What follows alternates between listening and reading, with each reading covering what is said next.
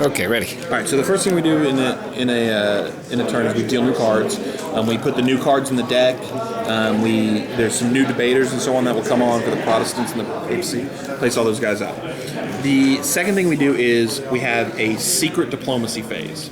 Now, this is the only time in the game where two people can talk secretly. Any other time in the game, any diplomacy's got to be above the board and so on. But during the diplomacy phase, you and I, or Jim and I, we can walk off and make plans and plot. Okay. Make deals. Make deals. Then we're going to come back, Virgin Queen. Then we're going to come back and we're going to go around the board, starting with the Turks, and we're going to announce any deals, any binding deals. There are several things. You can agree to anything you want with another player. There are several things that are binding. The first one is two powers can agree to peace or agree to an alliance. So if you're at war with another power, you guys can go away in diplomacy and come back and just say, we're at peace. Or you can come back and say, we're allied. And an alliance allows you to move through each other's territory. And no declaring war. Okay. So an alliance, peace, the granting of mercenaries. One power can give another power up to 4 mercenaries.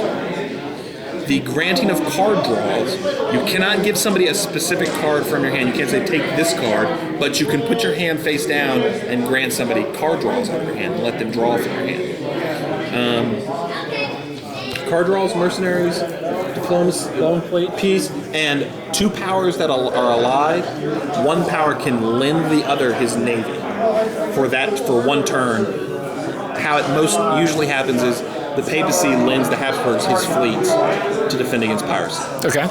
So 2 powers can agree to that. Anything else that's on you. Okay. And what you agree to. And before Henry has married any of his new wives, he and the Pope can come to an agreement for a divorce. If he has played his home card to ask for divorce, then he can negotiate. The Pope can make it. If the English player can make a sufficient bribe to the Pope, and the Pope will grant England a divorce, and that gives England 1 free roll on the marriage chart to move it along. Okay, so that's all you can agree to. Anything else is secret. The next thing we go to is declarations of war or peace. If 2 powers are at war, and 1 power is just trashing the other power, the losing power can sue for peace. And essentially you're going to give the other power victory points, but you're going to recover your spaces. And you don't give him victory points out of your hand, you give him victory points from the infinite pool of mysterious victory points. Okay. So you really don't lose much. You just have to be careful about the problem is that you're just giving up victory points that power then can never ever lose. Okay, sue for peace. The next is declarations of war.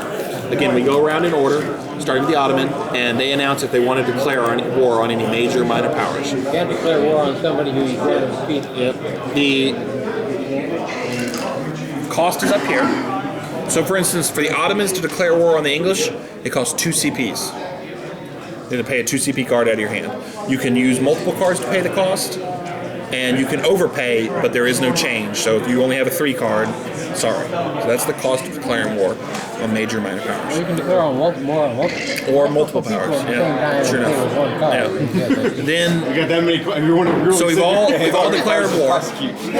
The next thing we do to start the turn is Megalomania has taken over. the turn begins with spring deployment, and what that basically is everybody gets a free move from their capital to the limit of their empire. It has to be from your capital.